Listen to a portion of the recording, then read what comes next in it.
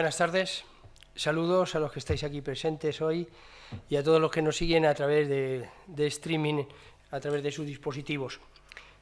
Disfrutamos hoy de la segunda parte de las jornadas dedicadas al trastorno del espectro autista, TEA, organizadas por el Centro de Estudios, Innovación y Formación de Profesorado de la Universidad Católica de Ávila en colaboración con la Asociación de Autismo Ávila, fruto del convenio de colaboración que firmamos el pasado martes entre ambas instituciones y que de alguna manera viene a reforzar una ayuda, un apoyo a todo este tipo de personas que yo creo que necesitan primero visualizar la situación y después además pues trabajar en favor de ellos, de sus familias, y en eso estamos. Os animo a todos desde aquí a que os dediquéis a estudiar, a trabajar y de alguna manera a intervenir en este espectro que yo creo que los alumnos lo necesitan y sería de mucho valor el que podamos seguir con ellos.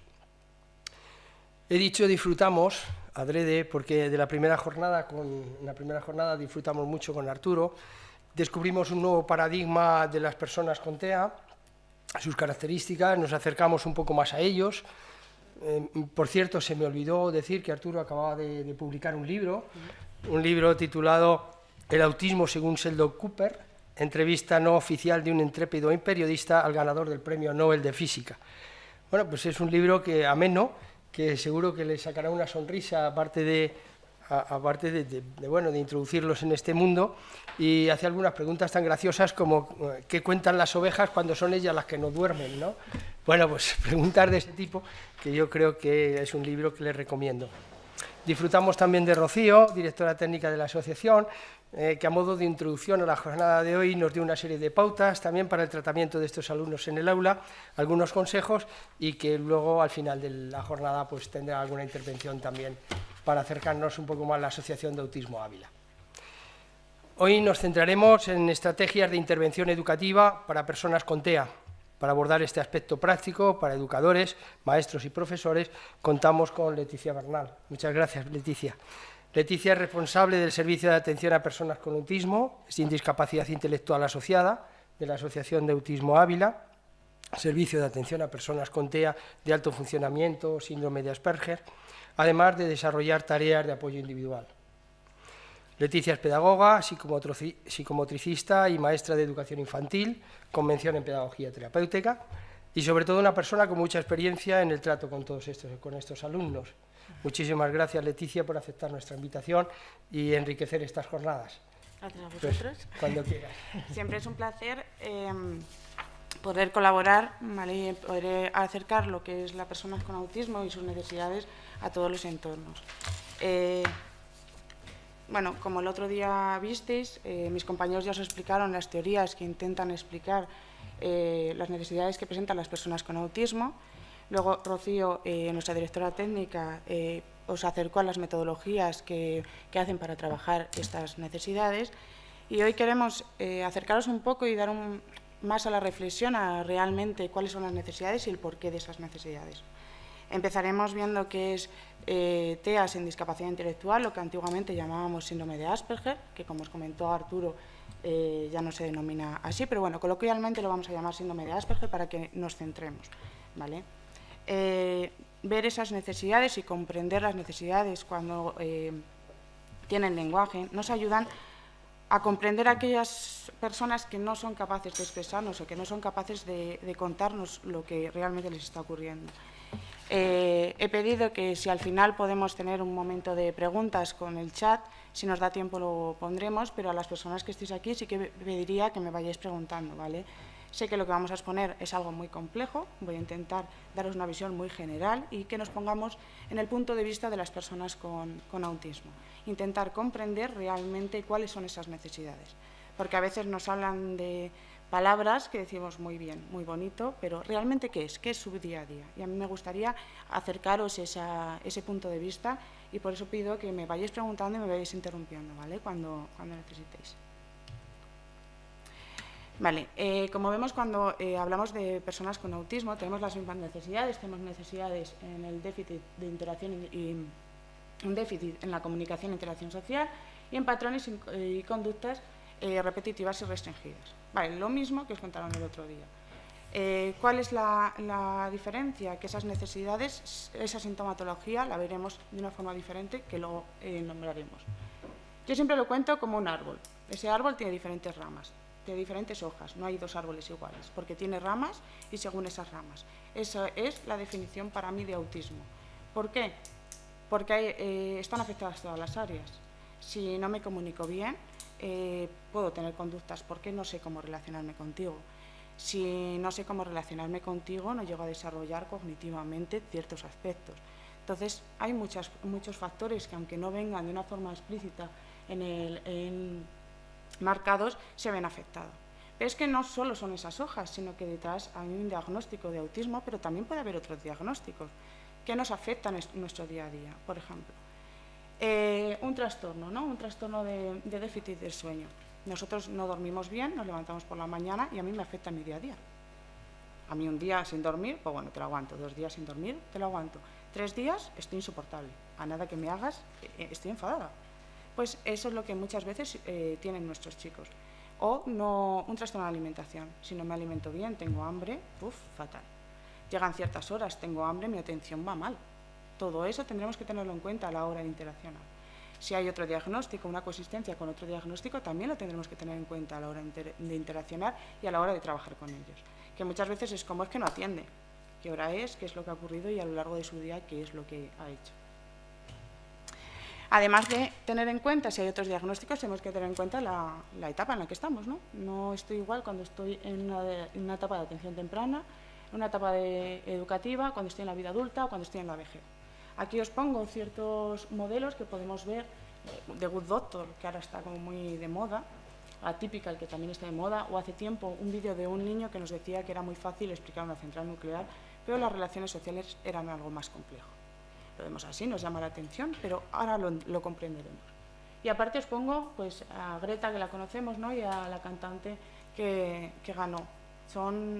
Quiero poner la parte de las chicas porque es algo que se está luchando, las mujeres en el diagnóstico de trastorno del espectro del autismo, porque están pasando muy desapercibidas. Es verdad que a la hora en la que nosotros trabajamos con ellas y la sintomatología es diferente y las chicas tienden a camuflarse. Entonces, son chicas muy desinhibidas que llegan a interaccionan demasiado, por lo que pasan desapercibidas y no pasa nada. Como, bueno, vamos a indagar y vamos a ver porque realmente puede ser que estén sufriendo y tenemos que rascar el por qué actúan así.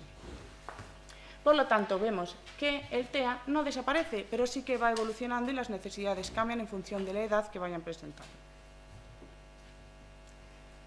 Lo que vamos a buscar en cada una de esas edades es cómo comportarse. Por ejemplo, Billy, de 2 años, sube al regazo de su madre, lame su mejilla para darle un beso. Socialmente está aceptado. Nadie tiene dudas de eso. Si vemos eso, no nos llama la atención. Pero si Bill, de 20 años, se sienta en el regazo de su madre y lame la mejilla para darle un beso, ahí sí que nos llama la atención, ¿no? Entonces nosotros nos tendremos que adaptar y tendremos que enseñarle habilidades en función de la edad que presenten. Hay muchas veces que es como, vamos a enseñarle una habilidad, pero ¿qué habilidad le vamos a enseñar? ¿Qué edad tiene y qué necesita en ese momento? Es muy importante que nos pongamos en la vida real. No vivamos una vida ficticia y enseñarle cosas que no son acordes a su edad. Por lo tanto, vemos qué es lo que ocurre y vemos las habilidades que presenta, pero también tenemos que tener en cuenta qué es lo que ocurre debajo. En la punta del iceberg es lo que vemos. Nosotros lo que tenemos que trabajar es por debajo, cuáles son esas necesidades y esas habilidades que necesitamos. Vale, perdón, que la estoy liando. Vale, pues como decía, lo que nosotros vemos es la punta del iceberg y lo que nosotros queremos trabajar es lo de debajo del iceberg, que son las características que nos hacen que nos diagnostiquen de trastorno del espectro del autismo. Pero no solo la persona con TEA, sino que más allá de la persona con TEA hay otros factores que tenemos que tener en cuenta a la hora de intervenir. Esos factores es la familia, en primer lugar, el primer agente sociabilizador. La familia hace que el niño evolucione de una forma o evolucione de otro, va a ser con el que más tiempo vaya a pasar. Pero ¿qué hacemos comúnmente? Juzgar qué hace cada familia. Todos somos muy buenos educadores. Tenemos que pensar que cuando una persona tiene ese diagnóstico, físicamente no vemos nada. Es la diferencia de otros diagnósticos, que no hay duda de que eso ocurre. Con el TEA vemos una sintomatología que es muy de comportamiento. en ese momento tienden a ser muy juzgadas. Por ejemplo, 3 años, no sabe comunicarse y se tira al suelo y tiene unas rabietas muy grandes. ¿Qué le dice la persona de al lado?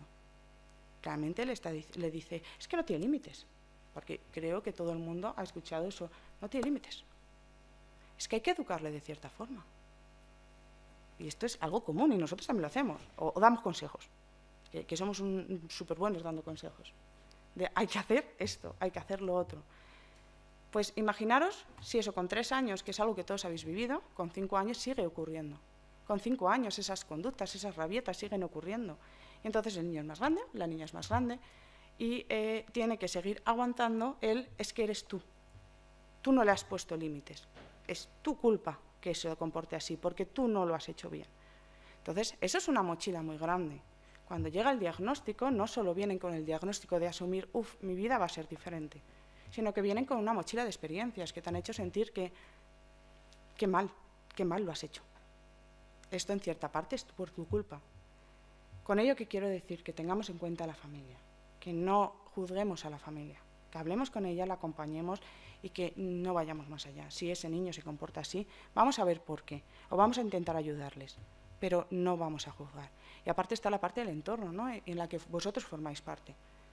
Nosotros, pues, vienes a todo lo que te llaman porque sois parte de ello. El autismo no lo vemos físicamente, lo vemos en la sintomatología, lo vemos que cada día escuchamos más cosas del autismo, porque realmente está habiendo más personas con autismo, más diagnósticos, y tenéis que estar sensibilizadas, tenéis que saber cómo trabajar. Y también tenéis que saber a dónde recurrir. Si tenéis en vuestras clases o tenéis en la familia alguien con autismo, hay un equipo detrás, hay un equipo que os puede ayudar y os puede asesorar en ese camino para hacia adelante. Y es importante que sepamos que las personas con autismo tienen que formar parte de la sociedad, pero una parte activa. No me sirve de nada yo es que estoy muy sensibilizada, pero que no me toque en clase. Que luego ahí es como, es que ¿qué hago? Es que ¿cómo lo hago? No, vamos a ser reales. Y la familia, lo que os decía. Sabemos que hay una serie de fases. Llega un diagnóstico a la familia. Ese diagnóstico, al principio hay una de las familias que le niega, una parte de la familia que le niega. Ahí en la pareja también surgen problemas. Si ya es difícil, yo no tengo hijos, pero por lo que voy escuchando es bastante complejo el tener un hijo y educar a ese hijo. Pues imaginar si encima tiene una discapacidad. Si hay que tomar decisiones de un diagnóstico es bueno o no es bueno. Luego, en la sociedad es etiquetas sí, etiquetas no, madre mía, todo esto que se nos viene encima. Vamos a ser conscientes de esto que vive la familia y vamos a ir poco a poco sabiéndoles encaminar y aceptándoles. Con las etiquetas, yo siempre digo, un diagnóstico es algo que es una brújula, para mí es como una brújula que me orienta, ¿no? Sé que tiene este diagnóstico, sé que tiene estas necesidades y sé cómo trabajarlas.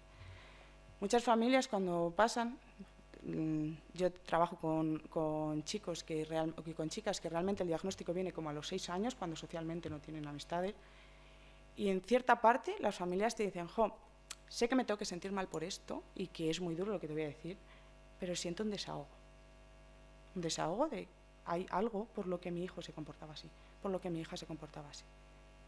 Y tiene que ser duro, ¿no? Ese momento en el que en cierta parte no es que te estés alegrando, pero te estás sintiendo bien porque te están diciendo que tu hijo o tu hija tiene un diagnóstico. ¿Qué es lo que está pasando? ¿Vale? Imagina, esto lo quiero poner sobre la mesa porque es mi día a día. O sea, llega una familia, te cuenta esta historia, te cuenta la historia de es que me han dicho mucho que mi hijo, que no educo, que no hago, que no lo hago bien. Es el día a día. Y además siempre les digo lo mismo, esta historia la conozco tanto, me suena tanto, y es que es día tras día. Desde la asociación montamos escuelas de familia y hay muchas veces tienen formaciones, pero hay una parte en la que hacemos café de familias. Y es sentarnos a hablar de nuestra vida. E intentamos crear esa cercanía entre ellos, que queden sin nosotros, porque nosotros ponemos la parte profesional. Pero y ese que cuentes algo y que la persona de al lado te diga, yo hay días que también pienso que no aguanto más. Y que la persona de al lado te diga, lo entiendo, totalmente normal, porque a mí también me pasa. Eso yo no se lo puedo dar. Ninguno de los profesionales con los que trabajamos le escucharemos, le haremos, pero no podemos acompañarles en ese momento. Entonces, por eso es importante que también les creemos esa red de acompañamiento y de comprender lo que está ocurriendo. Pero no solo es el padre y la madre quien nota un cambio, hay un hermano por allí. Un hermano que no sabemos muy bien por dónde va, no sabemos si ese hermano es el que tiene que cuidar, el que no le hacemos caso, empiezan los celos, pero le tenemos que hacer sentir que no tenemos tiempo para él, pero sí tenemos tiempo para él. ¿Qué es esto? ¿Dónde está el hermano? El hermano cambia el rol. Tiene que ser más autónomo cuando no le toca la edad de autónomo porque la familia está en otra cosa, que ahora mismo no pueden nada más. Todo eso va cambiando, para que veáis lo que es llegar a un diagnóstico. O sea, la realidad. Hermano cambia, los abuelos tienen que entrar con otro patrón, si el niño realmente o la niña no tiene muchas necesidades, pues bueno, se hacen con él, pero qué difícil todo esto, ¿no? Pues, por favor, vamos a hablar con la familia, vamos a acompañar, vamos a hacer y a ayudarles a continuar su camino, vamos a escucharles. Para mí, son los mayores profesionales de sus hijos. Nadie me podrá decir, actúen de una forma, actúen de otra, estén en un momento, estén de otro, tengamos que tardar más en crear los objetivos. Nadie me podrá decir que no quieren a su hijo, le quieren a su forma y poco a poco irán trabajando. Pero vamos a acompañarles en ese trabajo, no vamos a pedirle cosas que aún no están preparados para hacer. Entonces es muy importante que nos acerquemos a ellos, que les comprendamos y que hablemos con ellos, no de ellos. Estos son párrafos de libros que hablan de la familia y a mí este párrafo me llamó mucho la atención, ¿no? Cada vez que una familia se encuentra ante esta trágica peculiaridad del desarrollo humano a la que damos el nombre de autismo o que un profesional se enfrenta a la desconcertante exigencia de reconstruir en lo posible el rompecabezas del desarrollo de una persona con autismo, cada vez que sucede que el autismo cubre a un niño con sus blancos copos de silencio, tiene lugar el comienzo de una historia larga, atormentada y conmovedora. Esto lo escribió una persona con autismo y lo he sacado de un libro. A mí me hizo reflexionar. Vale, y una vez que hemos visto ya toda esta parte, que tenéis carga, que esto no va a ser fácil, tenéis que trabajar con todos los factores, vamos a empezar con el diagnóstico en sí, ya con la persona con autismo. La persona con autismo tiene un diagnóstico, una parte A, que es déficit en la comunicación e interacción social. Ahí queda. Perfecto. ¿Qué es eso? ¿Qué es algo social? Yo me estoy comportando así porque estoy socialmente. Sé que estoy en un sitio donde palabrotas no digo.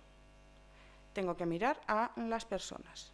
Tengo que tener en cuenta, la he liado antes con el micrófono porque le tenía lejos, o sea, pero todo esto, que saber solucionarlo porque ha venido otra persona, tengo que mirarle, tengo que darle las gracias por lo que está ocurriendo, tengo que explicar a la gente lo que está pasando.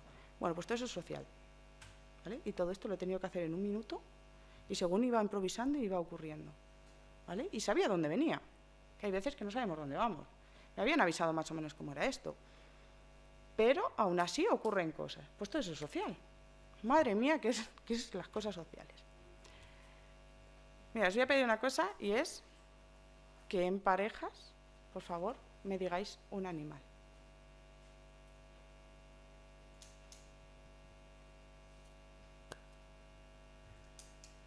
Por aquí, para los de online, se están empezando a mirar unos a otros. Vale. Se están mirando unos a otros, pero no se están poniendo muy de acuerdo aún. ¿No? Por allí todavía no ha habido miradas, ya lo tienen. Vale, ya lo tienen.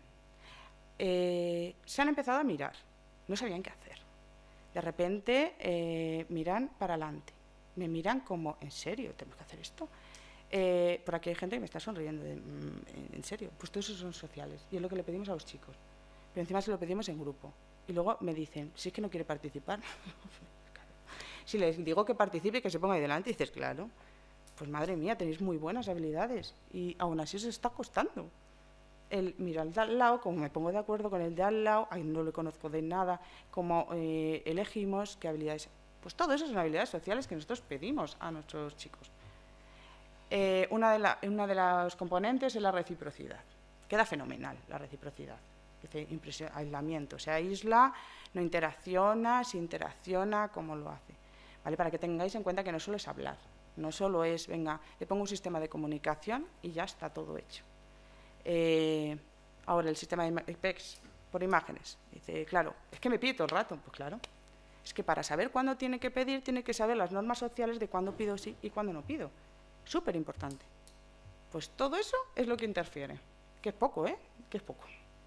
todas las normas sociales son complejas y no hay normas sociales estándar. Yo hoy puedo hacer con vosotros las dinámicas que yo quiera, sean bien, a unos les gustarán, a otros no, pero puedo hacer muchas cosas.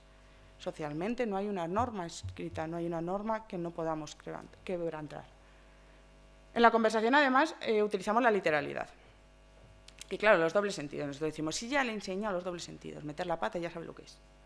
No, no es eso. Las bromas. ¿Cuándo puedo hacer una broma? ¿Cuándo no? Porque una misma broma la hago aquí, la hago ahí fuera y no tiene lo mismo, la misma persona. Yo ahora mismo a mis compañeros que están por aquí les hago una broma y perfecto. O no, porque estoy en una charla. Entonces también el contexto influye, no solo la persona. Puedo estar con mi sobrino en el que le hago una broma, pero es más pequeño, tampoco la misma broma que a un adulto. Para que veáis qué difícil es elegir a quién sí hago una broma, a quién no, en qué momento, todo eso está interfiriendo. Todas esas habilidades sociales que nosotros vamos adquiriendo desde que somos pequeños. Mantener una conversación. Mantener una conversación uno a uno, muy fácil, ¿no? Contesta, respuesta, contesto, respondo. Me pregunta, respondo, me pregunta, respondo. Vale, pero más allá, ¿qué es eso? De pregunto, respondo. Cuando yo tengo que preguntar, ¿qué tengo que preguntar? Cuando yo tengo que iniciar, ¿qué tengo que iniciar? Tengo que acercarme, tengo que saber a quién, cómo. Es muy complejo todo lo que le estamos pidiendo a los chicos y a las chicas con autismo, cuando esas habilidades no las tienen. Estoy hablando de personas con Asperger, pero si esto lo llevamos, si os dais cuenta, a personas con discapacidad intelectual que no tengan lenguaje, todo esto, las normas siguen siendo las mismas. Cuando decimos, es que todo el rato se quiere salir de clase o todo el rato me pide cosas que no se puede poner. ¿Y qué señales le estamos dando para cuándo sí y cuándo no? Sí, es que no hay nada rígido, no hay nada que sea coherente y que sea rutinario, que esto sí y esto no. Yo siempre a mis chicos se lo explico así. Círculo de confianza. La persona depende de qué persona estemos hablando, actuaremos de una forma o actuaremos de otra. Pero influye el contexto, porque no solo si es mi amigo, si estoy en un contexto de ocio, puedo hacer más cosas, pero si estoy en un contexto formal, tengo que hacer menos cosas. Todo eso nos va a influir. Y aparte la edad. Si es más pequeño o si es más mayor, actuará de una forma o actuará de otra. Cuando trabajamos habilidades sociales, lo primero que tenemos que hacer y que tenemos que trabajar es la conversación con un adulto, un niño con un adulto. Porque es muy fácil, si es que somos así, todo lo que nos diga nos va a hacer gracia. Todo lo que nos diga lo vamos a seguir. Somos muy fáciles. Ahora, un niño no es así. Entonces, poco a poco, las habilidades que vaya adquiriendo con nosotros las iremos traspasando. Voy a poner un vídeo, si no la lío mucho, para que tengamos en mente diferentes tipos. El vídeo es la fiesta de cumpleaños de una persona con autismo, ¿vale? Que yo solo os voy a poner unos minutos para que tengamos en mente, pero me gustaría que lo vierais en casa. Porque para mí sí que marca mucho la sintomatología que nosotros podemos observar en las personas con autismo. Las dificultades en interacción social y comunicación verbal se manifiestan de formas diferentes en cada niño.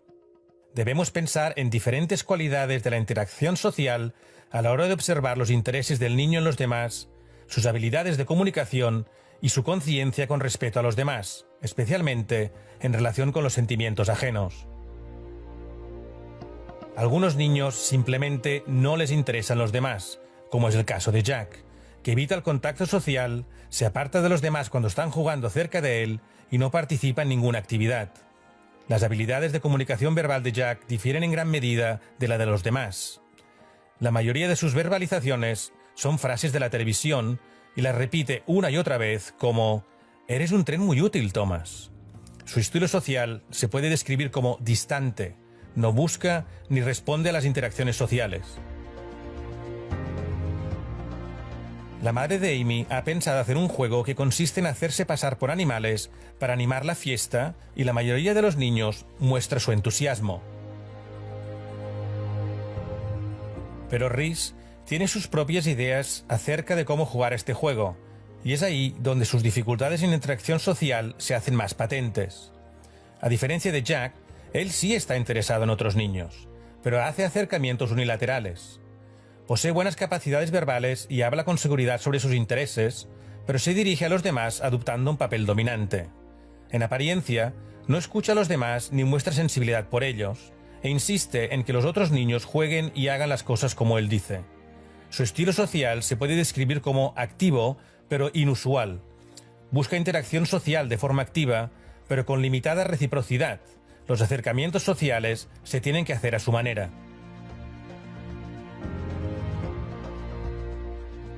Amy, al igual que Rhys, está interesada en las interacciones sociales, pero sus dificultades sociales son diferentes.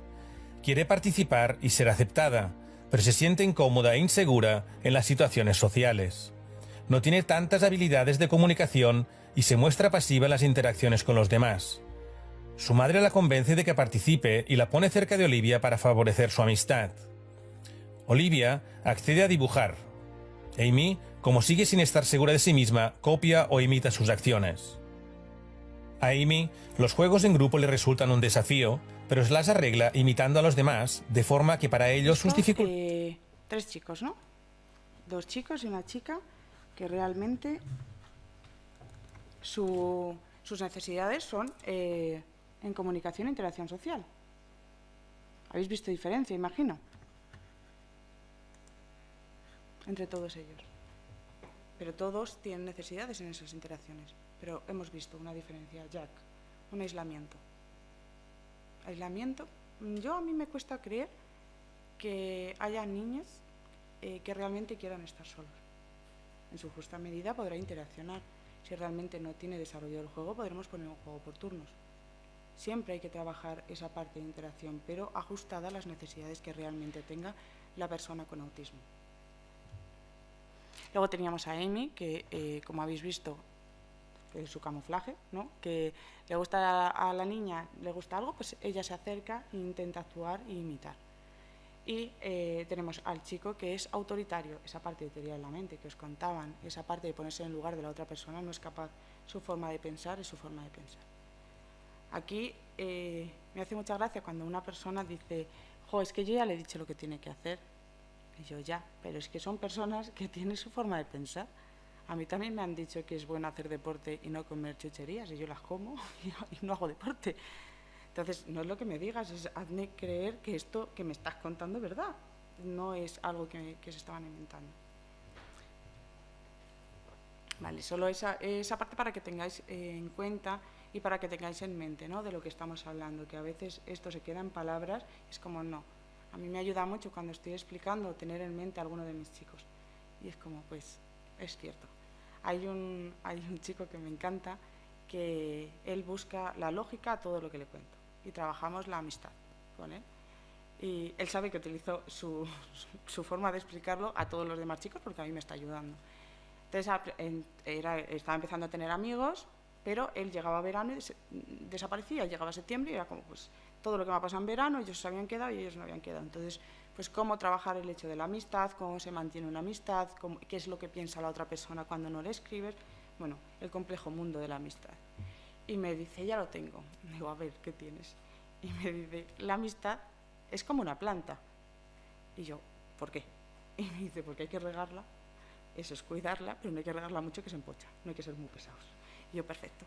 Dice, ¿es verdad? O sea, si tú os pones a pensarlo, es que es verdad. Pues de esas, así te explica todo lo que se está explicando, él busca su lógica, y es como perfecto. El círculo que os he enseñado, él dijo que ese círculo a él le volvía loco. Se ha hecho una línea, y dice, yo ya sé que si estoy más cerca, mejor. Si está más lejos, yo le establezco ahí y a él le ayuda. Perfecto, yo no necesito que te aprendas un círculo. Yo quiero que tú las cosas las vayas llevando en tu día a día. Y una que me dijo el otro día que me encantó es la del estatus social. Digo, ¿qué es el estatus social? Y dice, ya he aprendido cómo va la clase en el instituto. Digo, ¿cómo va? Y dice, son unas escaleras. Dice, arriba del todo está el guay, el que puede hacer lo que quiera porque está arriba del todo. Y abajo estamos los que no. Entonces tú, según vas conociendo gente, vas subiendo el escalón. Y dices, que tienes razón. O sea, es una forma muy lógica de aprender ese mundo. Y a mí me encanta, él me pone los ejemplos y yo los utilizo con el resto de chicos. O sea, esto es la dinámica que vamos haciendo. Pero a mí me ayuda a comprender realmente que qué difícil es. Entonces, cuando estamos con chicos con discapacidad intelectual que no nos pueden contar estas teorías suyas, les pedimos cosas que digo, pues es que es verdad, o sea, qué difícil es nuestro mundo y a veces qué cosas más absurdas hacemos. Porque algo de trabajar con autismo es que te plantean todo, el por qué haces esto. Y dices, ya, cosas sociales que estas no podemos cambiarlas. Pero es verdad que hay ciertas cosas como, ¿pero para qué las hacemos? porque lo hemos aprendido, lo hemos instaurado y es lo que hacemos y no tenemos más preguntas. Entonces hemos identificado cosas sociales que no se pueden cambiar. Y hay cosas sociales que no se pueden cambiar y no tiene explicación, pero tienes que hacerlas. Y eso no hay nada. Pues si ya la conversación en sí y las interacciones es difícil, la comunicación no verbal es más compleja aún, porque el otro día hablando con una profesora me decía, yo sé que el lenguaje no verbal no lo cogen, pero es que me funciona, porque yo me pongo así y sabe que me estoy enfadada. Yo, bueno, es que eso es el lenguaje no verbal, exactamente, pero el lenguaje no verbal nos dice más cosas.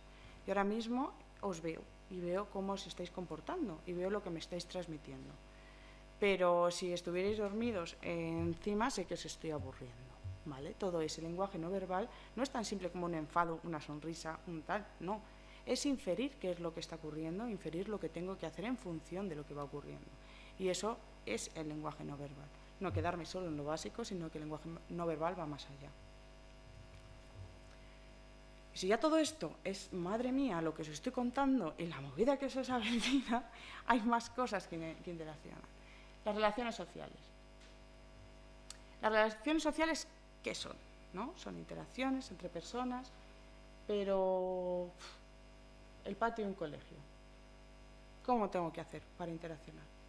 ¿Qué tengo que hacer? ¿Cómo yo llego ahí? Y digo, pues muy bien. El fútbol, que es algo que en todos los sitios hay, si te gusta el fútbol vas muy bien, perfecto, vas rodado porque te metes en el partido de fútbol y ahí está, pero hay madre como no te guste el fútbol, a ver qué hacer. Y el fútbol, con el caos que supone, que no sé cómo es lo que tengo que hacer, no sé lo que está ocurriendo. Y aparte, en las relaciones aparece la intención, la intencionalidad, de que tengo que intuir si la otra persona qué intención tiene. ¿Tiene una intención buena? ¿Tiene una intención mala? ¿Tiene intención de hablar conmigo? ¿Tiene intención de jugar? ¿Qué es lo que quiere? Ahí vemos una imagen, ¿no? Una persona con discapacidad visual da un golpe en la pierna a una persona. Esa persona se enfada muchísimo hasta que le explican, ha sido sin querer, es que no te ve. Entonces, ¿cómo cambia, no? Pues hay muchas veces que las personas con autismo sienten ciertas cosas que está ocurriendo en su entorno como una agresión hacia ellos. Eso es importante que nosotros les ayudemos a comprender qué es lo que está pasando, porque esa inferencia va a hacer que se sientan mejor o que esa experiencia la tomen como positiva o como negativa. Y a la hora de que se ocurren conflictos, además tenemos que saber qué es un conflicto, cómo inferir lo que está ocurriendo, si eso que está ocurriendo es grave, no es grave. Esta parte lo hago por tamaños, tamaño pequeño, mediano, mayor. O sea, no es lo mismo que alguien te diga tengo un mal día y te insulte porque le ha surgido, o que te estén pegando continuamente, no es la misma gravedad. Entonces eso también nos ayuda a establecer si eso de una forma lógica y comprender lo que está ocurriendo. Como veis, siempre la forma de comprenderlo y de trabajarlo es estructurando, no dejamos nada de inferir. Lo que hacemos es darles estrategias para inferir. Además, vemos, tenemos que comprender la emoción, y esa emoción es transitoria, es decir, podéis estar enfadados, pero al momento siguiente dejar de estar enfadados. Qué complicado es ver ese cambio. Y aparte tenemos que saber cómo resolver las cosas, de inferir lo que está ocurriendo y saberlo resolver. Pero ¿cómo lo resolvemos? ¿Cómo se resuelve un conflicto? Pues a saberse, depende de qué conflicto. Ahí entra la flexibilidad cognitiva. La parte que os contaban de las funciones ejecutivas, pues aquí empieza a tener también sentido. Esa parte en la que no tengo rigidez, que no siempre soluciono los conflictos de la misma forma, sino empezar a pensar que un conflicto se soluciona igual, se soluciona de diferentes formas, pero cada solución tiene una consecuencia social. Tú a mí me puedes decir algo que me molesta, yo te puedo insultar, sí, lo puedo hacer. ¿Qué consecuencia social tiene eso? ¿Se soluciona el conflicto? No, y además te enfadas, y además si encima es un entorno en el que no, se me va a caer el pelo. Todo eso es lo que trabajamos con esos chicos, pero en la vida real. ¿Pero poderlo hacer? ¿Lo puedes hacer? Sí. Ahora, ¿por qué no lo hacéis? Porque tiene una consecuencia social y es la que tenemos que trabajar con los chicos. Cuando no existe flexibilidad, trabajamos esto es una forma, pero hay otra forma de solucionarlo. ¿Cuáles son las otras formas? Y tenemos que ir trabajando esas diferentes formas de solucionar ese conflicto. ¿Puedo pedirte perdón? ¿Se soluciona? Pues depende. Porque a los niños les decimos, pide perdón y se soluciona. Ya, sí. No. Entonces, vamos a ser reales. Con las personas con autismo vamos a ser reales. No se soluciona con un perdón. Entre dos niños tú le pides perdón y no. Vete a buscar al adulto cuando te digan que no. ¿De verdad? O sea, es lo que vemos. Pues es lo que tenemos que transmitir. Vidas reales, por favor. Porque les decimos con un perdón y un perdón, no. Entonces, vamos a trabajar con ellos y esas consecuencias sociales. Les vamos a ayudar a evaluar las consecuencias y vamos a ver, a elegir una de ellas. Y para ponerla en práctica, una vez que ya sabemos esa consecuencia social que va a tener, vamos a ponerla en práctica haciendo un role-playing, para que cuando estemos en un momento de ansiedad, esas ideas vayan surgiendo. Pues más o menos es como trabajamos un conflicto, conflicto por conflicto, con nuestros chicos. Ya es complejo, ¿eh? Por eso para nosotros es muy importante que trabajemos coordinadamente. Nosotros tenemos las sesiones individuales, que podemos trabajar esta parte, pero nuestra coordinación con los colegios es fundamental porque nos van trasladando los conflictos reales. Hay veces que los niños o los niños, las niñas, no son capaces de transmitirnos qué es lo que ha ocurrido, pero te llama el profesor y te dice, mira, lo que ha ocurrido en el patio es esto, esto y esto, y dices, genial. Lo retransmitimos, lo hacemos, ponemos soluciones, al día siguiente ese niño ya va preparado de lo que puede ocurrir. Por eso es importante la coordinación entre los servicios y que hablemos entre nosotros. Cada uno es importante y cada uno puede aportar algo. Yo con los chicos hacemos el qué ha pasado, ¿no? Vamos retransmitiendo, vamos haciendo viñetas. Esto es una historia social que tanto escuchamos con las personas con autismo y discapacidad intelectual. Es dime qué es lo que va a pasar. Es simplemente la secuencia que va a ocurrir. Es lo mismo que utilizamos con Asperger. Lo único que en Asperger lo vamos haciendo con ellos para entender realmente qué va a ocurrir o qué ha ocurrido. Porque necesitan una explicación del mundo. Si nos quedamos nah, ya se la ha pasado, ya se la ha pasado. ¿Qué ha aprendido? Realmente no ha aprendido nada. Vamos a explicarle, vamos a darnos el tiempo de esto es lo que ha ocurrido y esta es la solución que vamos a dar. Y esto es lo que va a pasar. Súper importante. Que hay veces que no le damos importancia, como nada. Si ya sabe. No, vamos a explicarle. Porque para mí, mi día a día tiene que tener su explicación. El venir aquí y enfrentarme a vosotros, a daros me vais a escuchar, tiene que tener un porqué. Si no, yo no vengo aquí a enfrentarme a este momento. Entonces, es importante que le demos una justificación y le expliquemos a las personas con autismo porque tienen derecho a saber qué es lo que está ocurriendo. Esto sí que deciros que hay veces que nos decimos, es que no tengo tiempo de hacer pictos. Todos sabemos hacer unos monigotes y a poner un poco una explicación por debajo con lectoescritura qué es lo que está ocurriendo. ¿Vale? No necesitamos algo que sea de obras de arte. Si veis mis dibujos, hay niños que me dicen, pero si tú sabes dibujar, yo pues no. Yo te hago un tirinene así, ya está. No necesitamos obras de arte, que sé que ahora con Instagram los materiales son perfectos. No necesitamos eso, necesitamos la vida real. Necesitamos que les expliquéis cómo podáis. Si dibujáis mal, pues tirinenes. Tirinenes que vayáis haciendo la secuencia, ¿vale? Y luego tenemos una parte B. Ya tenemos la parte de comunicación e interacción social, que hemos visto que quedaba muy bien en el título, pero luego la hemos desglosado y hemos dicho, madre mía, todo lo que es esto. Pues no solo esa parte A, que tenemos una parte B. Intereses restringidos, intereses y actividades restringidas y repetitivas. Perfecto, me lo sé, lo puedo poner, ¿qué es? Vamos a desglosarlo, vamos a ver qué nos quiere decir esa parte. Que tiene unos intereses absorbentes. Vale, tiene unos intereses absorbentes, es decir, que le gusta una cosa y ya está. Y dice, no, si coge más cosas, ¿no? Si es capaz de interaccionar con más cosas. Vale, hay chicos que realmente tienen un interés y de mi interés no me saques. Y todo va encaminado a mi interés. Mi tema de conversación es mi interés. Quiero trabajar según mi interés. ¿Vale? Ese es también su punto fuerte. Serán muy buenos y podremos utilizarlo para ciertas cosas. Pero tenemos que saber que eso existe. Si aparte existe más rigidez, ese cambio de una actividad o de mi interés a otro interés va a costar más. Pero si es una persona con Asperger, será el verdadero experto en ese tema. ¡Qué guay! Vamos a utilizar ese punto fuerte. Luego me dicen que se ha adherido a rutinas. ¿Vale? ¿Qué son las rutinas?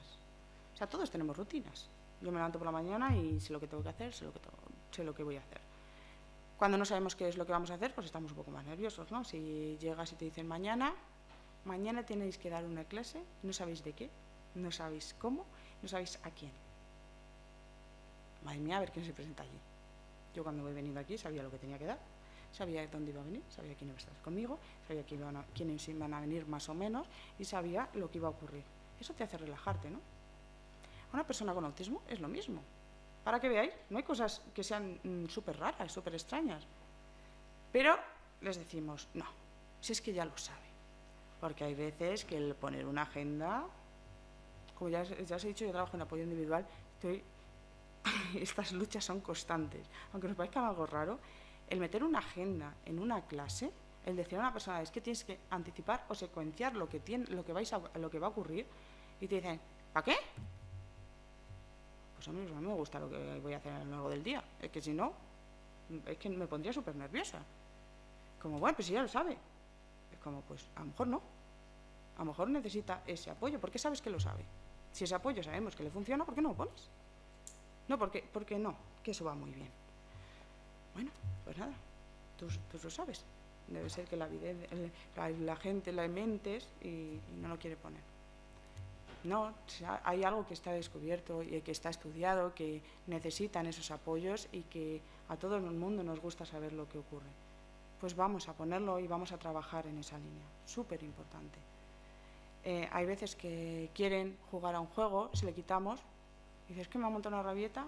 Vale. ¿Cuándo va a aparecer ese juego? Nunca. Me lo has quitado para siempre. Si encima no sé lo que va a ocurrir a lo largo de la mañana, me lo has quitado y nunca más voy a tener la tablet. No, ¿en qué momento? Para eso te sirve la estructura. Me da igual que sea por pictogramas, que sea que sean imágenes reales, que sea lectoescritura. Como comentó Rocío, nosotros utilizamos el Comfort, que mide el nivel de abstracción de las imágenes, pero vamos, que podemos poner esa anticipación, que podéis trabajar, si no tenéis el Comfort, sabéis si comprende una imagen, si no un objeto, pero ver cuándo va a aparecer, decirme cuándo va a aparecer las cosas, qué es lo que va a ocurrir. Para nuestros chicos, muchas veces las vacaciones, que para todo el mundo son maravillosas, nuestros chicos su nivel de ansiedad aumenta. ¿Qué ocurre en las vacaciones? Pues nadie lo sabe. ¿Qué vais a hacer el fin de semana? Pues luego me vaya surgiendo. Nadie sabe lo que vamos a hacer el fin de semana. Ellos tampoco. Necesitan predecir. Entonces, muchas veces nosotros, yo con los chicos con Asperger, a las familias, digo, le hacéis una lista de lo que vamos a hacer. Vamos a ir por la mañana tal, vamos a hacer tal, vamos a hacer... Te relajas, ya está. Pues ahí es importante que trabajemos. Y esto viene explicado por la teoría de las funciones ejecutivas que os contó Arturo el primer día. En la parte de planificar, en la parte de esa rigidez y la de reconstruir ciertas cosas que nos van pasando en nuestro día a día. Y si ya aparte de esto ya es complicado, tenemos unas alteraciones sensoriales. Esas alteraciones sensoriales está estudiado. Nosotros tenemos en la asociación un terapeuta ocupacional especialista en integración sensorial que se encarga de esta parte y evalúa esta parte, ¿vale? Ellos lo explicarían muchísimo mejor, pero a mí me gusta que comprendáis que esto también existe, porque muchas veces van nuestros chicos con cascos o aparecen hipersensibilidades a ciertas cosas, que es como, bueno, esto es que se lo han inventado, madre mía, ahora hay una moda con esto de la hipersensibilidad. No, es algo que está estudiado, es algo que, como veis, viene marcado en el DSM-5 y, por lo tanto, existe. Hay una base detrás y hay un profesional especialista en este campo que se encarga de trabajar esta parte. Por lo que es que yo creo, no, hay unas bases detrás y hay unos test detrás. Vale, pues ya sabemos que les gustan las rutinas, que el hacer predecible el entorno es algo importante para ellos, porque nuestro entorno es desestructurado, nuestro entorno es inferir constantemente lo que está ocurriendo y ahí les genera más ansiedad porque es más difícil el inferir lo que necesita. Cuando nuestros chicos o nuestras chicas necesitan más atención, más estructuras en los momentos más desestructurados. El patio, como os dije antes. ¿Qué hacemos en el patio? Pues ya sabes, según el día, lo que ocurra. Hay mucha resistencia a los patios estructurados. ¿Por qué no les damos ese momento? El patio es un momento muy importante. Para vosotros también, porque para los profesores también, porque se relacionan con sus compañeros. Pues para los chicos también. Puede ser muy bueno o puede ser muy duro. Pero ¿por qué no hacerlo? ¿Por qué no darles ese espacio para ellos? Los cambios de clase. Qué duros, qué difícil, qué caos, madre mía. pero nadie piensa en estos momentos, porque son momentos de, bueno, es que es así y ya está. El comedor. Madre mía, el comedor. Cambio de monitores, un montón de chicos, ya no sé lo que tengo que hacer, lo que no tengo que hacer. Antes controlaba mi clase, ahora no. Importante que tengamos en cuenta todos estos momentos. Yo siempre les pregunto a los chicos y voy al recreo. ¿Sabes realmente qué tal está socialmente? Si tú le preguntas a un chico qué tal está en el recreo, ¿qué has hecho en el recreo? Te dice, nada, paseas. Vaya, y vas al profesor y te dice, es que quiere estar solo. Pues yo le tengo en un grupo de habilidades sociales y solo no, disfruta muchísimo. Entonces a lo mejor es que necesita saber dónde tiene que ir o qué tiene que hacer. Importante esa parte. Como os dije, yo iba a ser un poco dura y quiero que reflexionéis acerca de la realidad de una persona con autismo, que muchas veces damos por sentado y tenemos un mito de quiere estar sola, no quiere interaccionar, y a lo mejor no es eso. A lo mejor es que no le estamos dando las herramientas. Entonces es importante que reflexionemos acerca de ello. Cuando os hablaban el otro día de la metodología Teach, que realmente era que estructurábamos todos los entornos para hacerlos predecibles, hay veces que no necesitamos que sea tan predecible, tan estructurado. Cuando hablamos de las personas con Asperger, a lo mejor esa estructura no tiene que ser tan rígida, pero sí que necesitan esa anticipación. Necesitan un horario por escrito. En vez de poner pictogramas, ponemos un horario por escrito, de saber lo que va a ocurrir. Pero es que además tenemos las autoinstrucciones. Teníamos un chico que de repente era un chico de 10 y de repente empezó a suspender. Y a nosotros nos llamó mucha atención, la madre habló con nosotros de, es que no sé qué está pasando, y está suspendiendo. Entonces hablamos con el colegio, empezamos a evaluar. Y realmente lo que le estaba pasando es que no estaba acabando el examen, llegaba una pregunta y se paraba. Entonces no se la sabía, se pasaba toda la hora, no tenía esa conciencia de tiempo, pasaba toda la hora en esa pregunta y no era capaz de realmente pasar a la siguiente y luego ya hago la pregunta. Esto es algo real. Lo único que se hizo fue poner durante 2 exámenes unas autoinstrucciones, que eran unas pautas, y se trabajó en la asociación también. Que es, leo la pregunta, contesto la pregunta, si no me sé la pregunta paso a la siguiente, hago todas las preguntas y reviso lo que contesto, o sea, las preguntas, las que he contestado. Esto le ayudó, ya está. Lo único que estamos haciendo es planificar lo que va a ocurrir y darle una respuesta.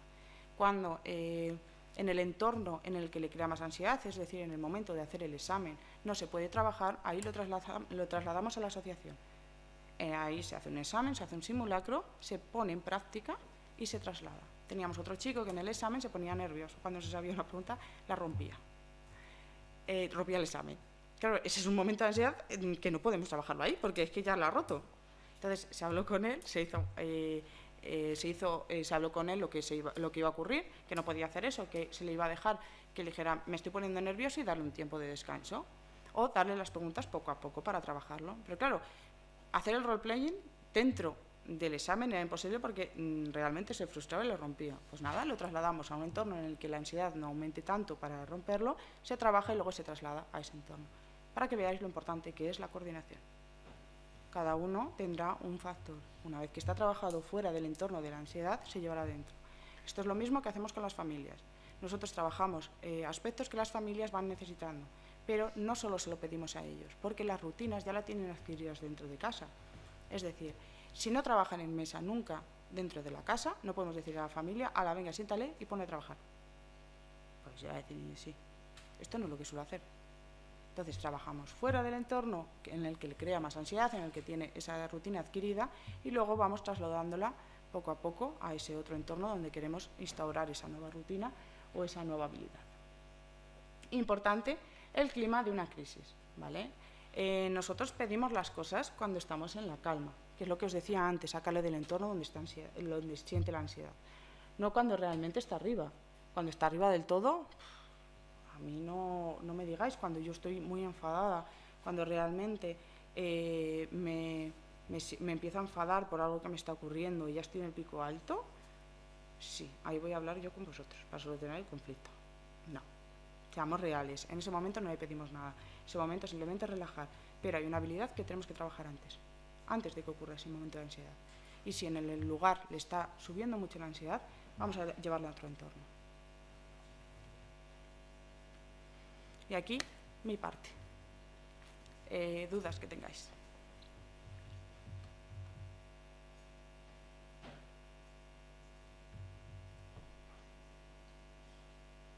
¿Ninguna? No sé si en el chat, querrá alguien alguna pregunta o alguna consideración que creen que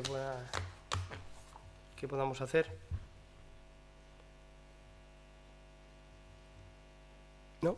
Pues yo lo único que veo es que estoy contigo completamente en que es necesaria la cercanía de la familia, el colegio y vosotros que sois profesionales de esto, porque si se rompe ese triángulo, pues va a ser muy difícil el poder llegar. Pero también es cierto que en otros momentos el profesorado, los maestros en este caso, pues en muchas ocasiones no tenemos las herramientas adecuadas como para poder solucionar muchas veces muchos de los conflictos que tenemos en el aula. Bien ratios elevadas, poco conocimiento, poca formación, porque claro, date cuenta que al maestro se le pide formación, pero es que cada necesidad que está surgiendo en la sociedad se está cargando al profesional de la educación. Y entonces, claro, tenemos que ser profesionales de todo, ¿no? Y ahora sale el marco de competencia digital docente, y le tenemos que dar, y ahora sale el marco de la atención a la diversidad, y ahora sale claro, entonces, como que nosotros también, los maestros también están un poco también preocupados por este tema. No es que no les preocupe el alumno, ¿cómo no le va a preocupar el alumno? Pero que si en un momento determinado dan un tipo de respuestas, yo creo que más son, en muchas de las ocasiones, por, primero, desconocimiento, temor, falta de tiempo, quizá falta de ayuda en muchos momentos, falta de saber decir, bueno, ¿y cómo lo afronto? ¿Con quién lo afronto? ¿Ante quién? Y luego después también es cierto que el entorno familiar en el contexto escolar influye bastante. Con lo cual también la predisposición que pueda tener la familia en el centro educativo, la predisposición que pueda tener hacia una intervención de un maestro, de un profesor, pues también en muchas ocasiones está puesta en duda. Con lo cual, pues bueno, se juntan ahí una serie de cosas que son bastante complicadas, pero lógicamente hay que romper esa cadena, hay que romper esa dinámica en favor de una comunidad de aprendizaje que, digamos, que de alguna manera apoye a este tipo de gente y apoye a las familias. Pero en muchas ocasiones esto a veces se nos escapa de las manos a los maestros realmente. Y también, bueno, contextos de aprendizaje que normalmente nosotros controlamos, los maestros controlan muy fácilmente, pues se pueden escapar con estos alumnos.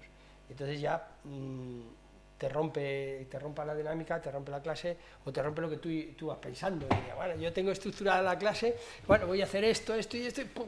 Y me viene un conflicto y me ha roto todo lo que yo he ido programando, todos los materiales, todos los recursos y todo, con lo cual, pues bueno, es un poco complicado, ¿no? Pero eso para mí muchas cosas. Es lo que he dicho, o sea, creo que cada uno tiene un momento y creo que no hace falta el saber de todo. O sea, creo que a nosotros somos especialistas de autismo, nos cuesta estar al día de todo lo que está surgiendo, lo que está saliendo, pero aprovecharos de esas cosas. Nosotros cogemos el teléfono, llamamos, o sea, donde nos llaman, venimos, a los colegios vamos. Y además tenemos una comunidad detrás. O sea, por ejemplo, todos los profesores tienen cursos en el CEFIE que lo llevan las asociaciones. Nosotros estamos formando a todos los profesores a través del CEFIE. Ahora tenemos charlas que nosotros vamos a darlas. Pero esa demanda, si realmente existe, si lo que tú dices, ¿no? Muchas veces como me destroza la clase, ¿y qué hago ahora con mi clase? No tengo estrategias. Pues vamos a buscar y vamos a pedir formación y qué hago en estos momentos. Ángela nos dice, cuando un niño está en crisis, ¿con cambiarlo de entorno logramos que se calme o podemos hacer algo más? Vale, en el momento en el que la crisis, como decía antes, como os he enseñado antes, el momento en el que estamos en la crisis de arriba, que no sabemos qué hacer, pues en ese momento, claramente, relajarle. Pero os contaba Rocío el otro día que lo que nos interesa es el porqué. Todos los problemas de conducta, la gran mayoría, si no hay una hipersensibilidad, es un problema de comunicación. Es una necesidad en el área de comunicación. Nosotros utilizamos apoyo conductual positivo, que simplemente es saber el porqué. el por qué está ocurriendo eso. Entonces, es importante que busquemos en ese por qué. Cuando la conducta está arriba del todo, relajamos. Ahí menos daño, que el niño nos haga daño, que no nos haga daño a nosotros, que los demás nos hagan daño. ¿Vale? ¿Pero qué es lo que quería? ¿No quería hacer la tarea? ¿Quería relacionarse? ¿Quería nuestra atención?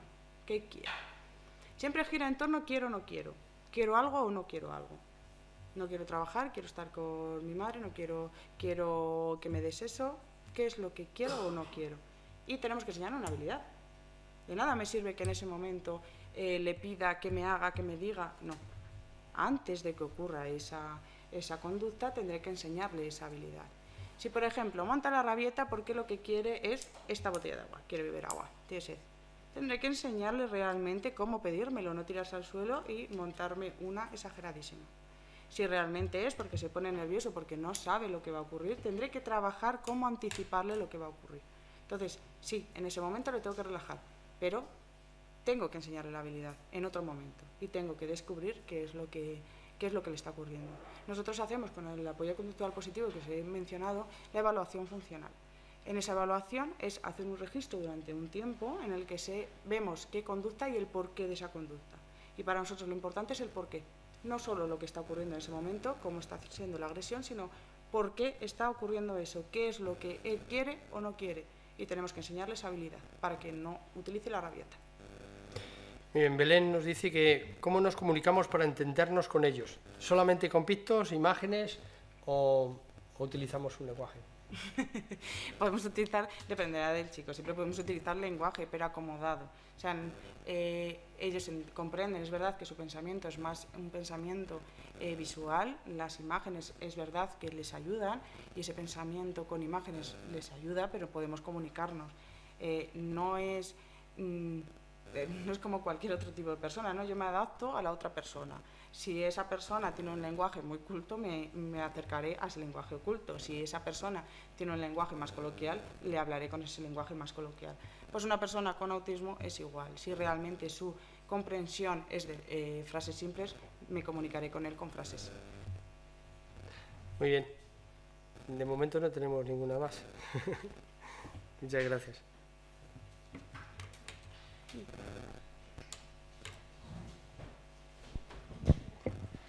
Que con lo que has comentado al principio, que es tan importante trabajar con las familias y con el entorno, nos has comentado que hacéis escuelas de familias y lo del café y todo eso me parece súper interesante, pero a mí me interesa o me surge la duda de qué es lo que necesitan al principio, o sea, cuando reciben el diagnóstico, porque imagino que cada familia es un mundo, se lo tomará de una manera distinta, pues eso, habrá gente que lo niega, otros que no quieran verlo, no puedan verlo. Entonces, en ese primer momento de diagnóstico, ¿qué es lo más importante para trabajar con las familias? Mira, yo voy a meter ahora en una movida a Rocío, que en verdad es ella en el momento del diagnóstico quien trasladas el diagnóstico y creo que es interesante que puedas trasladarles ese momento.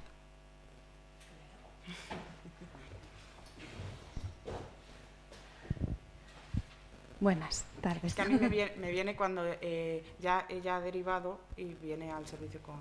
Sí, a ver, esta pregunta se la tendríamos que hacer a ellos, porque yo intento adaptarme y solucionar lo que ellos quieren saber, pero me gustaría que ellos dijeran qué es lo que necesitan, porque nosotros intentamos averiguarlo simplemente.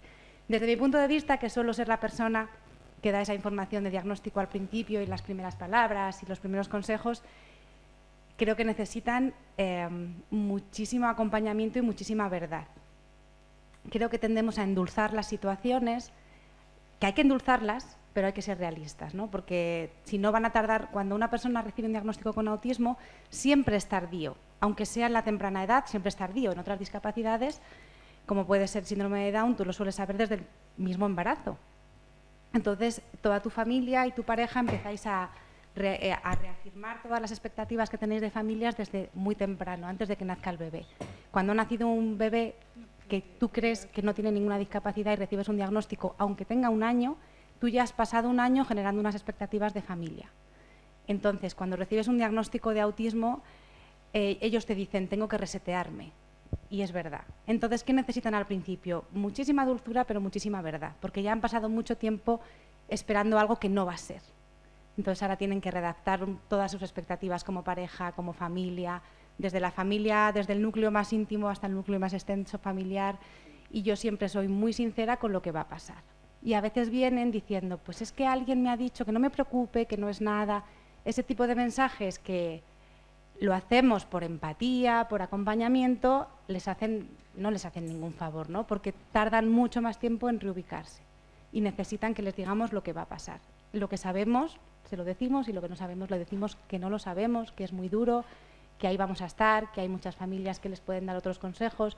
Al principio siempre piden contactar con otros papás, porque quien mejor va a entenderte, aunque suene muy típico esto de mal de muchos, consuelo, pues esto es así. O sea, quien mejor te entiende es alguien que está viviendo lo mismo, entre ellos quieren enseguida que les des teléfonos, contarse cómo ha ido.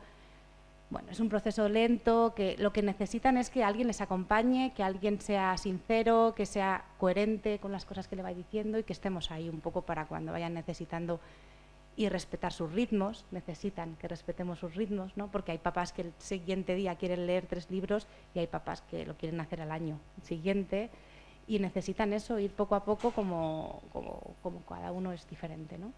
Así en resumen, porque luego cada uno te pregunta cosas muy diferentes.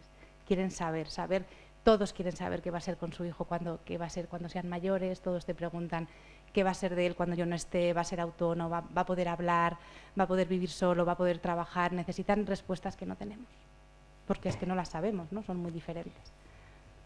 Es verdad. Rocío, me dice Carmen, al hilo de esto, ¿cómo afrontar la relación con las familias que no lo quieren aceptar? Pues despacito.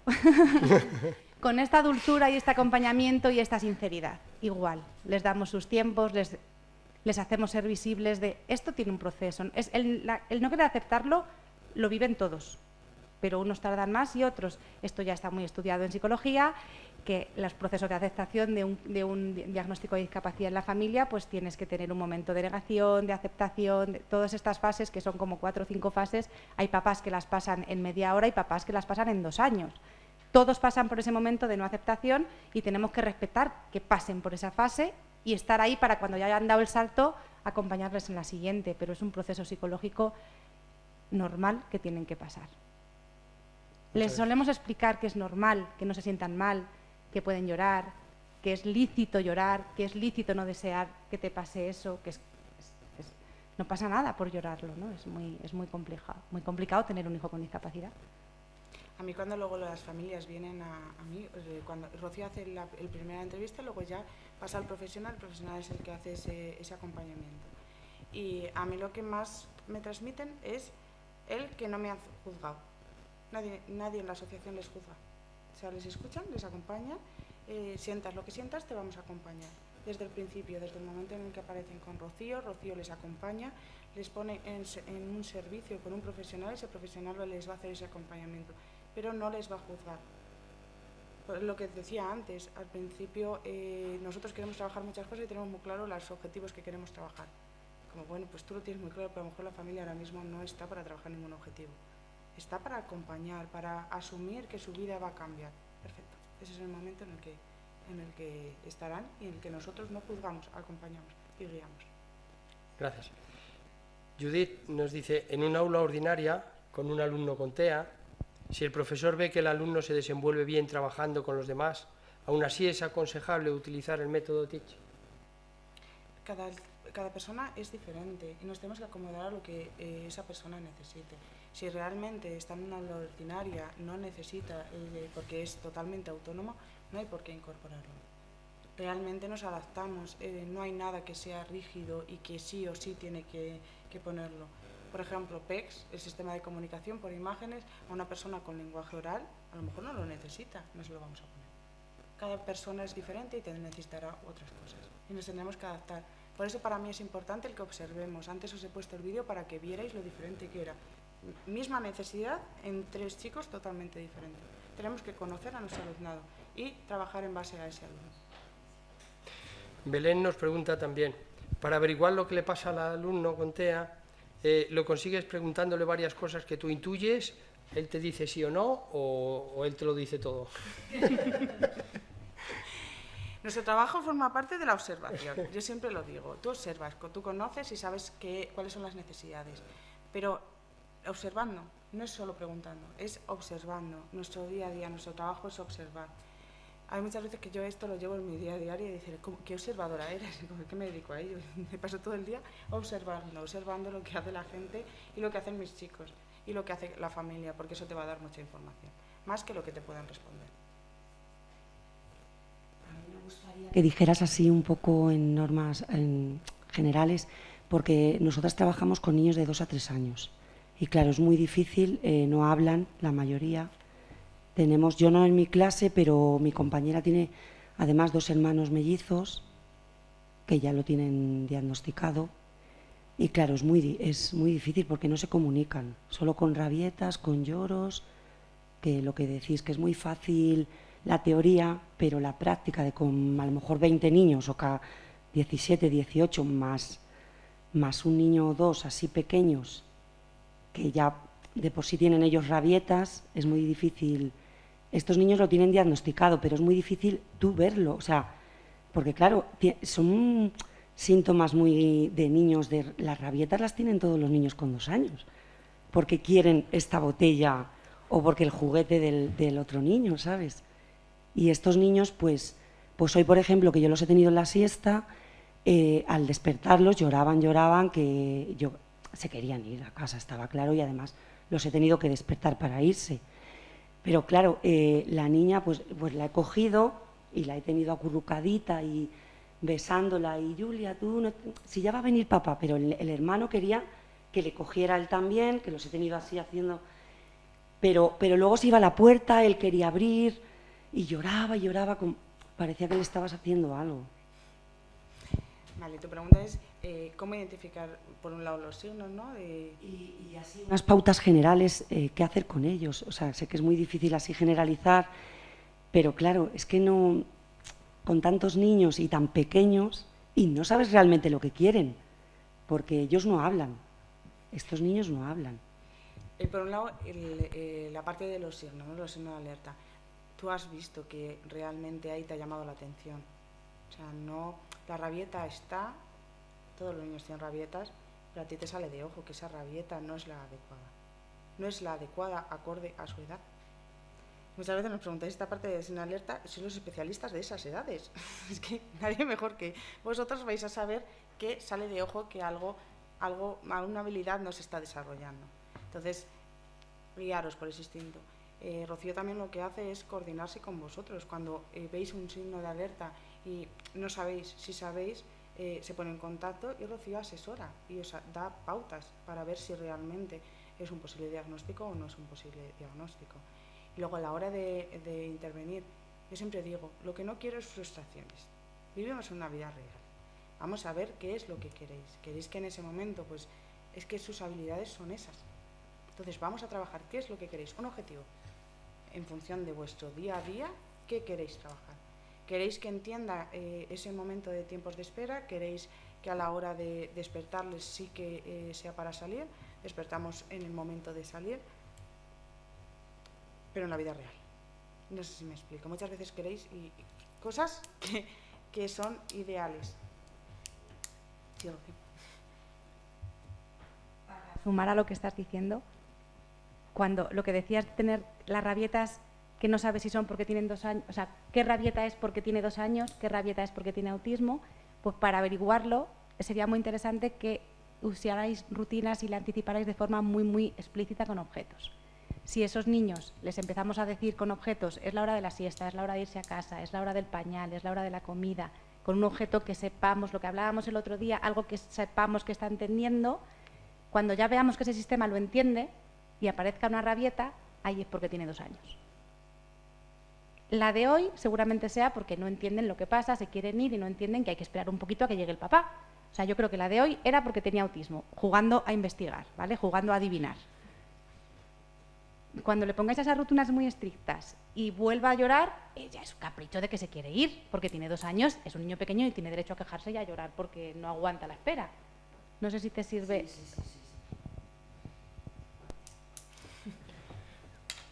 Muchas gracias. Inciden de nuevo aquí también en que es muy complicado atender en un aula a los profesores a los alumnos que tienen, que normalmente no es porque los profesionales de la educación, lógicamente, tengan una predisposición que no es positiva hacia todo esto, lógicamente quieren lo mejor de sus alumnos, querrán hacer lo mejor, pero quizá nos falten estrategias como la que acaba de decir Lidia ahora mismo, es decir, bueno, pues qué estrategias tenemos ante esa situación.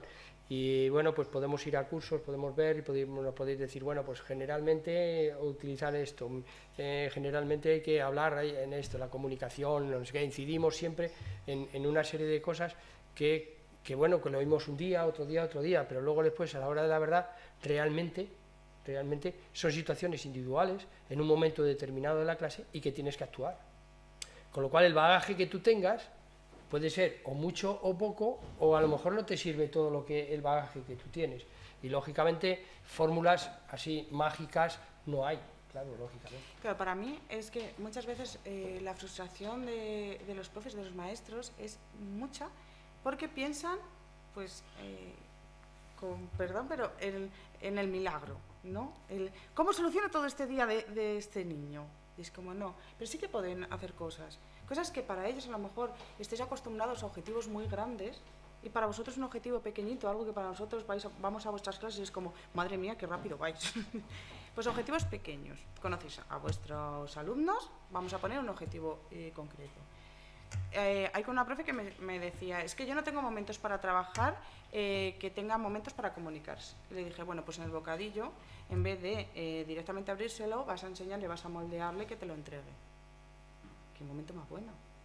Hay momentos que sí que lo podéis hacer, hay momentos que sí que podéis trabajar. El hecho de la anticipación que decía Rocío, lo podéis trabajar. Lo que no podéis hacer, lo que sí que ahí entra el agobio es, mañana he escuchado a la asociación y mañana voy a poner la anticipación. Además voy a poner en que se comunique. Además no va a haber ninguna rabieta porque ya voy a tener la anticipación. No, vida real. Va a haber rabietas, tiene que emprender, tiene que entender y nosotros tenemos que ir poco a poco metiendo esas cosas. Entonces, objetivos pequeñitos. Nosotros utilizamos con atención temprana Denver, que para mí es como muy funcional y muy fácil para los profesionales, porque como tiene el currículum de verificación, vale que no entendáis cómo se hace, pero sí que os da unas pistas más o menos acerca de lo que tenéis que trabajar. Entonces, a vosotros también os da seguridad, pero dices, es que no sé si esto es lo importante para mi alumno. Entonces, eso os da unas pistas. Bien. María Rosa dice, ¿qué opinión tenéis de aquellos diagnósticos de neurología que no se corresponde con la que se observa en el entorno? Es decir, que si es un posible TEA, pero desde neurología no lo ven. ¿Ocurre? Sí. No sé si eso ocurre o no ocurre, y si ocurre, ¿cómo se puede? Lógicamente será intentar solucionar el conflicto. Bueno, es que Rocío diagnostica y creo que es ella la que debe hablar de este tema. Rocío, si te parece, como luego vas a intervenir en esta última parte, pues si por favor eres tan amable, te vienes por aquí y ya es la persona indicada, intercambiamos. Gracias.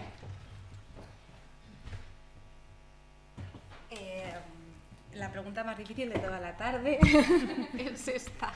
Es un terreno complicado el del diagnóstico, porque sucede muchísimo que entre profesionales habilitados para hacer un diagnóstico, sean neurólogos, neuropediatras, psiquiatras, psicólogos clínicos o diferentes gabinetes con psicólogos clínicos, no estén de acuerdo en el mismo caso.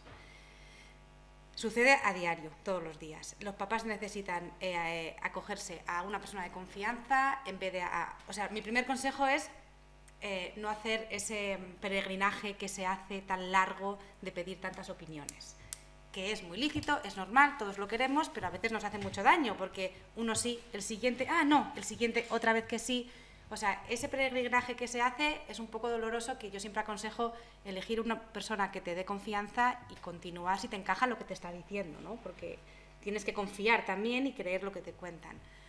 Y luego el diagnóstico lo debe de hacer personal con experiencia y acreditado en las pruebas oficiales a nivel mundial de diagnóstico, que son el ADIR y el A2G, que son dos pruebas que las personas que la pasamos hemos tenido que pasar por una formación, una certificación, etc. El ojo clínico de muchos profesionales es buenísimo, excelente, pero se equivocan a veces. Y los que pasamos las pruebas también nos podemos equivocar. Entonces, la evaluación en 5 minutos, a veces,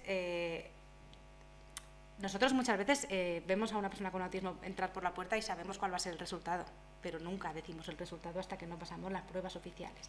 Entonces, hay muchos profesionales que sí se atreven a dar ese paso en los primeros 5 minutos y ahí a veces es donde aparecen los errores. Entonces, estoy intentando ser lo más diplomática que puedo con este tema, porque hay gente excelente, pero nos equivocamos todos, ¿vale? Entonces, sí, en ocasiones un neurólogo se puede confundir, y un psiquiatra y un psicólogo. Es que yo realmente he aludido a Rocío porque llevo muchos años en la profesión, pero yo no diagnostico. Es más, cuando a mí me preguntan, porque a lo mejor hay un hermano, me dice, ¿tú qué opinas? Digo, pues yo no sé, mi ojo no es de valoración, yo no valoro.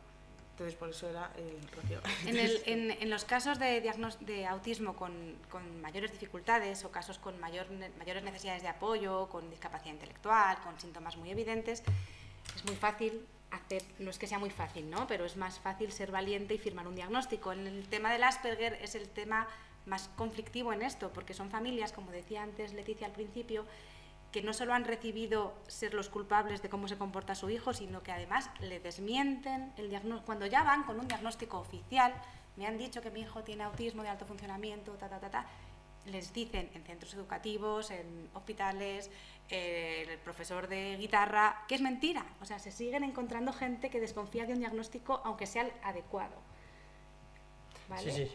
Porque, bueno, por lo que ha comentado al principio, se opina, todo el mundo opinamos muchas veces, pero es un terreno pantanoso, difícil, porque a veces también hay, bueno, complejidades. Lógico, entiendo. Elena nos pregunta, en el caso de alumnos TEA, en una aula ordinaria, con apoyos específicos de PT, ¿es recomendable que sea siempre la misma persona de apoyo?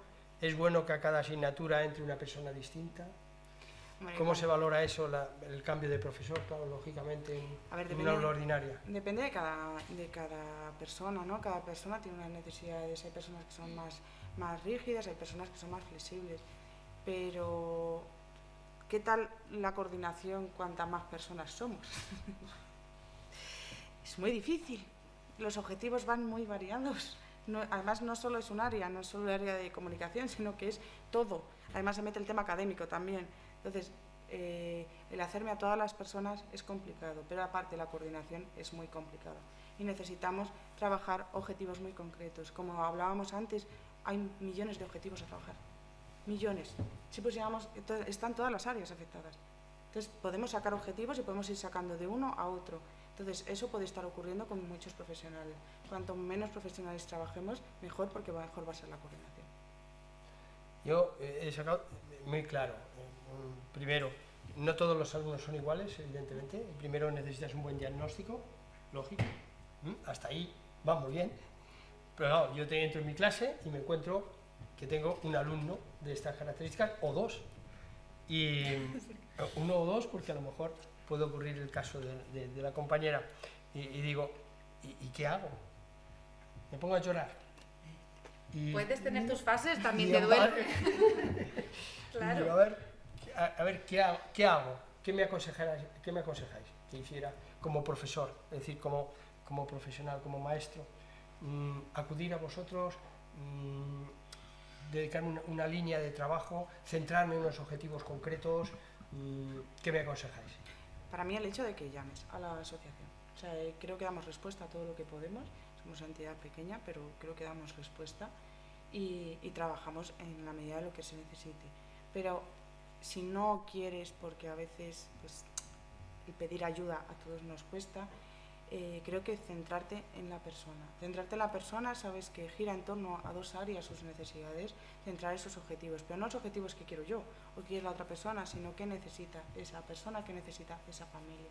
Hay muchas veces que los diagnósticos no llegan a la entidad porque la familia niega ese primer paso. Tenemos orientadores que son muy buenos haciendo derivaciones a la entidad, pero la familia está en el momento de rechazo.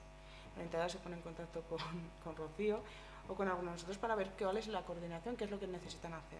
En ese momento también podéis llamar y podéis buscar ese asesoramiento, que no estáis solos en el camino, que sé que es difícil, pero que estamos aquí, estamos para cualquier cosa que necesitéis y que vamos, yo creo que nos desvivimos porque realmente lleguemos a todos. Para nosotros, cuanto más formados estéis y más conocimientos tengáis, mejor vendrán los chicos, porque antes vienen, menos trabajo para nosotros, porque ya sabéis cómo funciona en vuestro día a día. Quiero lanzar una lanza a favor de vuestros orientadores de vuestros centros, que están muy preparados y os dan consejos muy buenos, pero ¿cuántas veces hemos escuchado de eso? Para este es muy fácil decirlo, que no está aquí dentro con los... Y es verdad que los orientadores, que ellos intentan siempre organizar muy bien las aulas, los apoyos, tienen mucha formación, nos llaman muchísimo, son nuestros primeros interlocutores antes que los tutores. Y a veces hay también muchas diferencias de opinión entre el tutor y el orientador. Esto pasa siempre porque es más fácil decirlo que luego tener que hacerlo, y ellos son unas herramientas muy interesantes en los centros que lo hacen muy bien. Bueno, pues por eso era organizar estas jornadas, digamos que a la luz del marco de convenio, pues crear esa sinergia, esa posibilidad de que tanto nuestros alumnos de los grados y del máster y todo el profesorado que realmente está empeñado en esto, pues tengan un espacio de formación, un espacio de estudio, un espacio de investigación para todo esto, porque bueno, pues es un camino que realmente también está iniciándose. No es ahora, los diagnósticos están apareciendo, antes te encontrabas un alumno de vez en cuando y ahora es una generalidad, ¿no? Entonces, ante esa situación, pues tenemos que ir preparando protocolos de trabajo, protocolos de actuación, y para eso estos foros, estas jornadas, ¿no? Y entonces, Rocío, ahora, ¿Sí? Siguiente pregunta, y ya enlazamos con el último tema, porque se nos va haciendo un poquito tarde. Para acudir a vosotros, ¿qué hacéis vosotros en la asociación? Eso es, sí. Pues ¿Qué es el amplio campo que hacéis y dónde podemos dirigirnos, hacia dónde, para qué, dónde trabajáis, dónde incidís y cómo podéis ayudarnos, en este caso, a los profesores y también, pues lógicamente, pediros que también ayudéis a esos alumnos, a futuros profesores que de alguna manera están interesados en aprender de esto y ser buenos profesionales. Vale, sí, os cuento rápidamente. Vale, voy a poner una pequeña presentación para que muy rápidamente tengáis una idea de las dimensiones de lo que hacemos, pero bueno, está la página web, que la tenemos bastante actualizada, que es el recurso que podéis ver para ver quiénes somos, está todo el equipo, todos los servicios.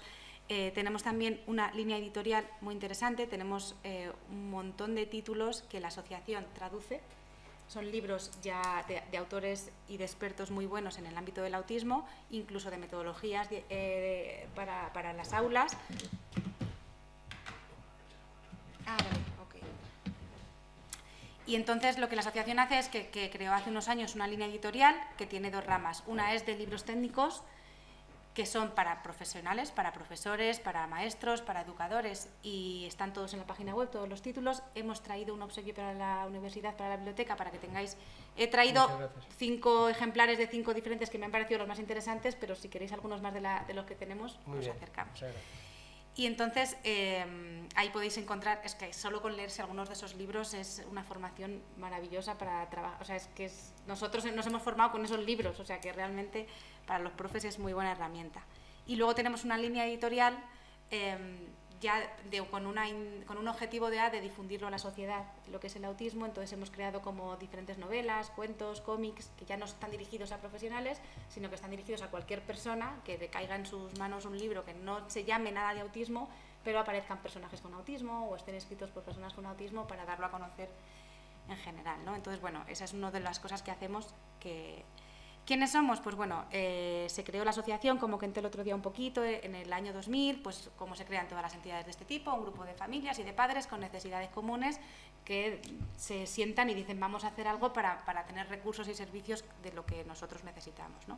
Y con el paso de los años pues se han ido consolidando y ya tenemos pues un montón de servicios, ¿no? Tenemos una sede en Agustín Rodríguez Sagún, en el barrio de la Universidad. Luego tenemos en el Parque del Rastro un pequeño centro de atención temprana. Tenemos unas viviendas en la zona de las Hervencias, en la calle Gloria Fuertes, unas viviendas para adultos. Tenemos también el Colegio Trébol funcionando con 2 aulas dentro del Centro Pablo VI. Entonces, bueno, estamos un poco... Y estamos inaugurando también una sede también nueva en el Centro de Adultos, que tenemos un espacio cedido porque este crecimiento tan rápido y tan grande pues no cabíamos. Entonces, estamos un poco repartidos por la ciudad, tenemos diferentes zonas. ¿Qué cosas hacemos? Pues el diagnóstico, el apoyo a familias, la atención psicológica, que ya conocéis a Arturo, que es nuestro psicólogo el otro día, el apoyo individual, que es las terapias que damos tanto a niños como desde atención temprana hasta la edad adulta, centro de día para adultos, servicio de comunicación y logopedia, grupos de habilidades sociales, integración sensorial, asistencia personal. Es que cada uno de estos servicios me pasaría 2 horas hablando de cada cosa, ¿no? Trabajamos el empleo con chicos adultos, hacemos actividades de ocio, las viviendas como os he contado, el centro educativo y luego eventos como este de formación y sensibilización. Sí que quiero destacar las viviendas. Las viviendas son 2 viviendas que nosotros mismos, el terreno nos lo cedió el ayuntamiento, pero la asociación la construyó, las hicimos nosotros a nuestro gusto, están pensadas y adaptadas para personas con autismo, con espacios muy amplios, con muy poca estimulación, con domótica, bueno, con un montón de sistemas que les ayudan a vivir un poquito mejor. Y os invitamos a conocerlas cuando queráis porque son muy bonitas, están hechas con mucho cariño. Tenemos el centro educativo Trébol que tiene 2 aulas. Como os he contado, es un centro que tiene las características de un centro de educación especial, pero lo interesante de este centro es que está inmerso en un contexto ordinario dentro de un colegio ordinario. Entonces podemos tener escolarizaciones combinadas y los chicos pueden beneficiarse de sus apoyos específicos en su aula. Son chicos con discapacidad intelectual grave, se pueden beneficiar de los apoyos específicos en su aula y se pueden beneficiar de estar conviviendo en un contexto en la comunidad con niños en discapacidad y con todo el contexto lo que conlleva. Y luego también tenemos en la provincia, en Sotillo de Ladrada, una sede desde hace un año con los servicios de asistencia personal, ocio y, en cuanto podamos, un centro de día. Pero eso va más despacio. El tema de los libros especializados, que ya os he contado, y los servicios de formación, sensibilización, que acudimos a formación donde nos llaman, centros educativos, señalización de espacios cuando nos han pedido que adaptemos espacios y los hagamos pues, para algún ayuntamiento, con algún pueblo, con alguna localidad. Y lo que os he dicho, que está todo recogido en la página web, redes sociales, nos podéis seguir, que intentamos siempre estar también con noticias y formaciones y nuevos títulos de libros y un poquito al día. Y ese es un poco el resumen. Para llamarnos podéis localizarnos en los teléfonos que salen, nos derivan nuestras compañeras y es muy sencillo contactar con nosotros, con cualquiera de los servicios. Muy bien, pues muchísimas gracias. Yo también os invito, ahí tenéis el enlace para que cualquier duda o cualquier pregunta que os haya suscitado en estas 2 jornadas, pues acudáis a la asociación, que ellos son los que realmente son profesionales de esto, os pueden ayudar, cosas más concretas, pero no obstante la universidad, pues iniciamos un camino que espero que dé los frutos que todos pensamos y que poco a poco pues esta situación de los alumnos con trastorno pues de alguna manera ya se vea reflejada como una normalidad y podamos ir trabajando en una línea para mejorar su educación y mejorar también el apoyo a las familias, que eso es importante. Muchísimas gracias a la asociación, muchísimas gracias a vosotros que habéis estado aquí durante estos días y bueno, pues os emplazo a las próximas jornadas que tendremos que organiza el Centro de Estudios, Innovación y Formación del Profesorado de la Universidad para la próxima semana. Las jornadas de la próxima semana serán sobre DUA, y yo creo que también es interesante en este campo, ahora que estamos con programaciones, con nueva normativa, y entonces, bueno, pues todo esto, el diseño nuevo de aprendizaje, pues es un modelo que lógicamente también tenemos que dar cabida a situaciones pedagógicas y de desarrollo de currículum. Y entonces, pues muchísimas gracias y muchas gracias a los que estáis aquí por haber venido, por haber participado y también a los que están en casa vía streaming. Muchísimas gracias y hasta otra ocasión. Muchas gracias.